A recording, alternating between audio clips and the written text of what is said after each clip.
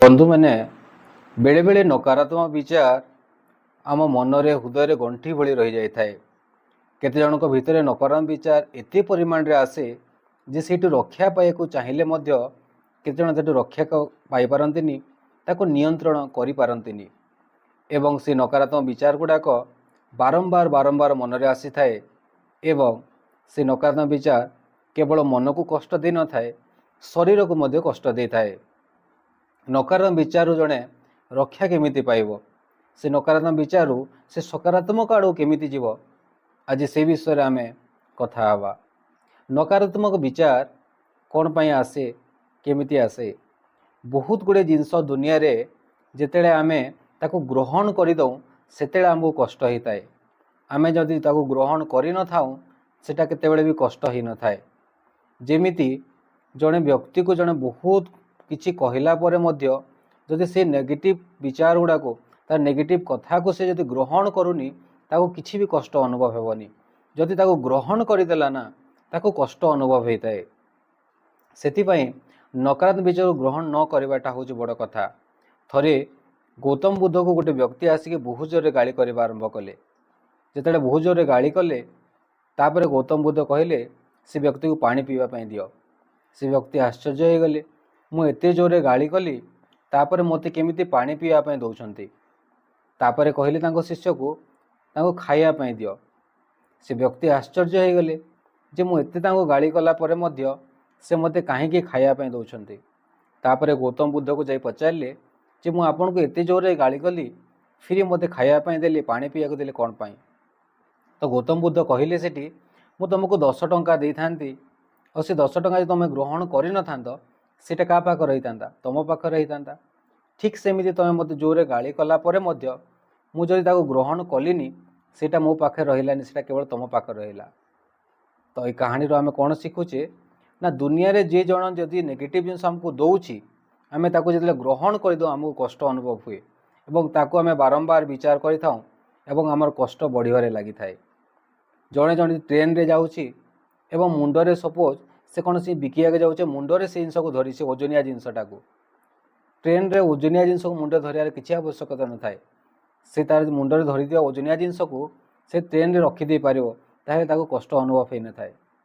आपन को हाथ में गोटे गोटे बहुत ओजनिया जिनस जड़े धरिया को दियाला, आपन जेते पर्यंत ताको धरी थिबे सेते पर्यंत कष्ट हबो, ताको रखिदेले कौन सी जगार कष्ट हो न थाए।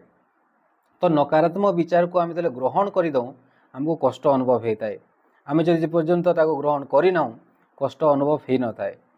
एवं नकारात्मक विचार आम बारंबार बारंबार करता सेटा गोटे बहुत डीप गारटे गभीर गारटे रही जाए एवं नकारात्मक विचार अधिक हवा फल ता संस्कारटा दृढ़ीभूत हो जाए एवं नकारात्मक विचारटा आम मनरे एवं शरीर हावी हेबा आरंभ करे।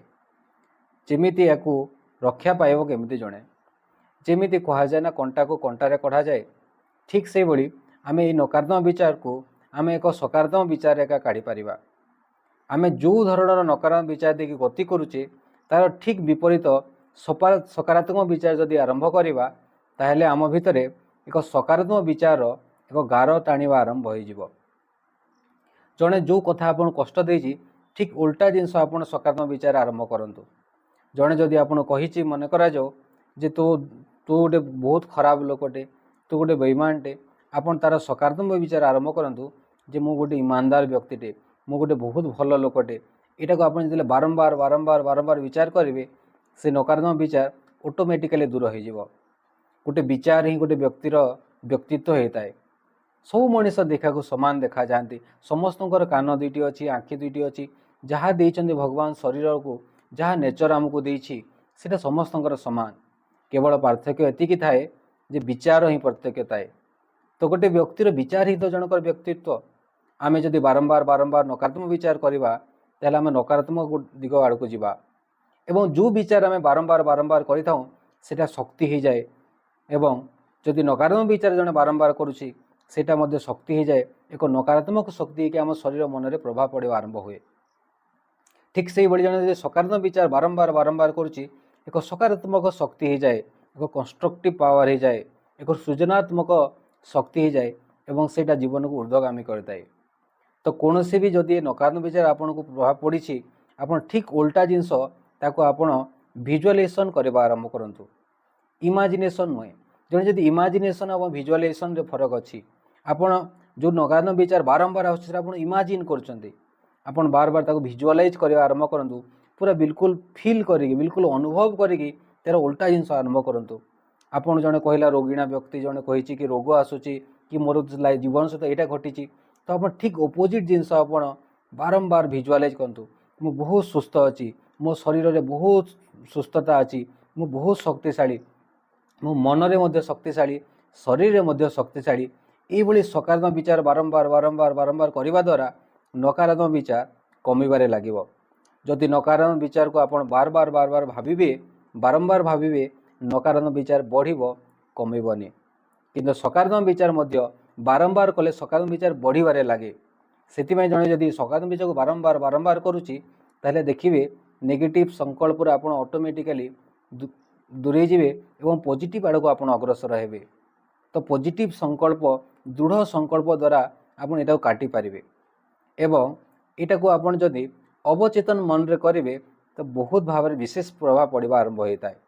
ଆପଣ ସକାଳରେ ପ୍ରାତଃ ଯେତେବେଳେ ଉଠୁଛନ୍ତି, ଠିକ୍ ଶୋଇକି ଉଠୁଛନ୍ତି, ସେ ସମୟରେ ସକାରାତ୍ମକ ବିଚାର ଗୁଡ଼ାକ ଆରମ୍ଭ କରନ୍ତୁ।